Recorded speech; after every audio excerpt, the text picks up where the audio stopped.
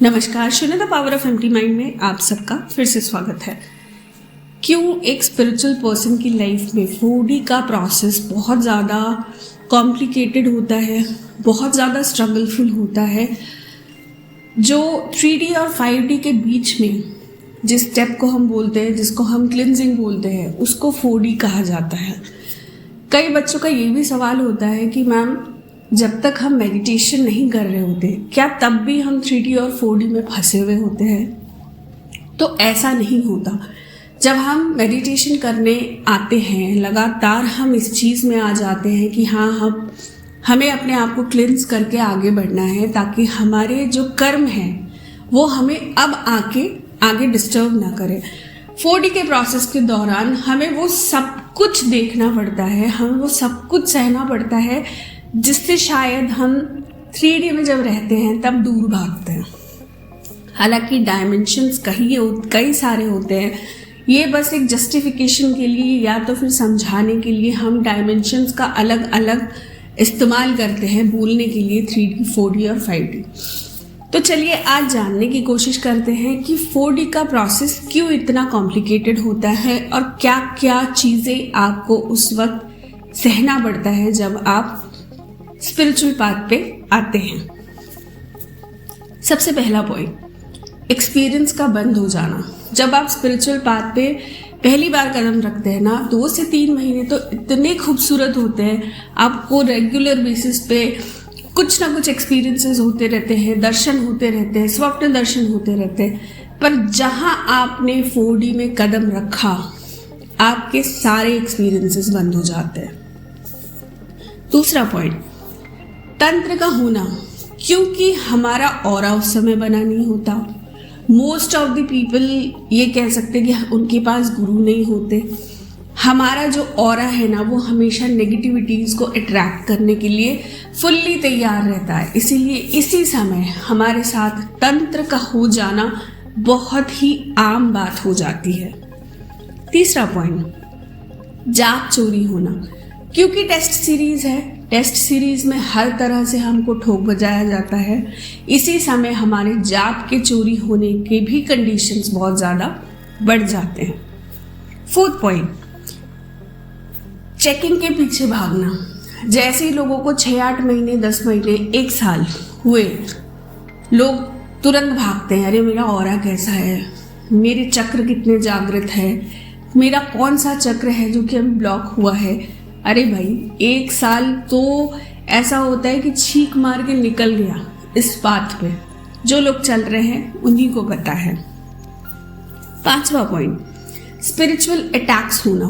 बहुत सारे क्या, मुझे लगता है 98% लोगों के साथ ये चीज़ होती है कि उनको स्लीप पैरालिसिस का अटैक आता है। जैसे कि आपको सपने में कोई कुछ करने की कोशिश कर रहा है, ना आपके जुबान से कोई बात निकल रही है, ना आपकी बॉडी हिल रही है, आप बिल्कुल स्टिफ पड़े हुए हैं, आपको समझ में नहीं आ रहा कि हो क्या रहा है।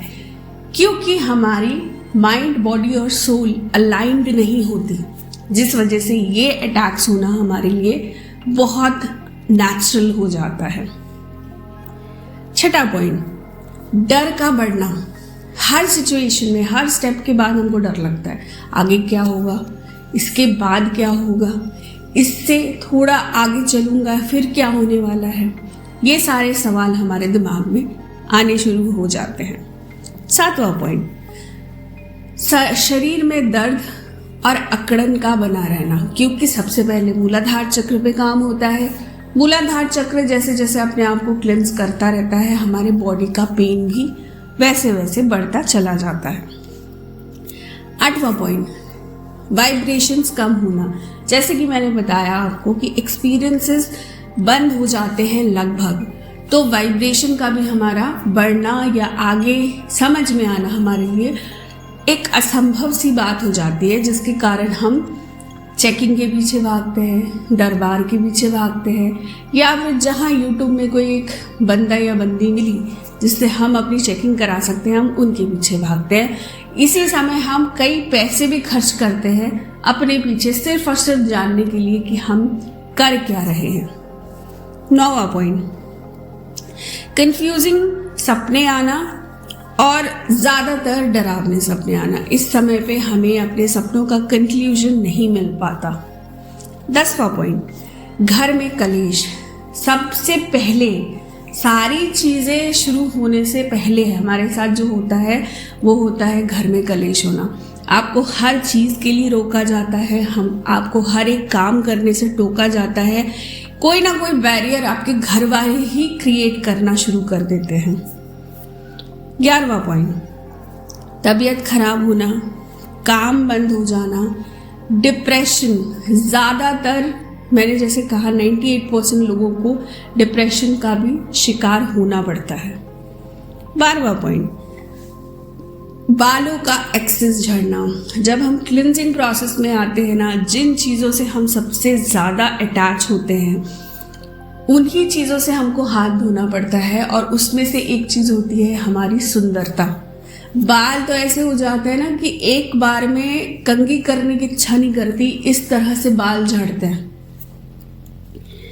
13वां पॉइंट, मेडिटेशन करते वक्त डर लगना, अपने अंदर एक खौफ होना, कई तरह के मेंटल बैरियर्स क्रिएट हो जाते हैं इस समय पे। 14th पॉइंट, अकेला हो जाना। जो फ्रेंड्स, जो रिश्तेदार हमें 3D तक बहुत अच्छे लगते थे, 4D आने के बाद हमारे सामने उन सबके चेहरे धीरे धीरे खुलने लग जाते हैं। कई बार हमारी वाइब्रेशन कम ना हो जाए, इस वजह से भी हमें उनसे काट दिया जाता है और इस सफ़र में हम अकेले पड़ जाते हैं। 15वां पॉइंट, इच्छा शक्ति का कम हो जाना।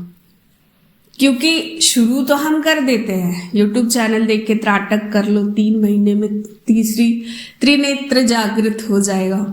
भैया आज मेरे साथ ऐसे लोग भी जुड़े हुए हैं जिन्होंने बुक लिख दी है त्राटक के ऊपर, 16 साल से त्राटक कर रहे हैं, पर ये चीज़ तो कहीं से समझ में नहीं आई कि 3 महीने में ऐसा कौन सा बड़ा खेल दुनिया में हो जाता है। 16वां और आखिरी पॉइंट, सेक्सुअल डिजायर्स का बढ़ जाना।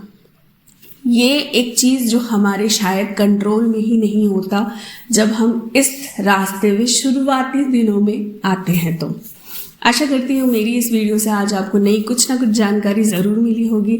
चैनल को लाइक और सब्सक्राइब करना ना भूलिए, फैमिली को बढ़ाते रहिए। Thank you so very much.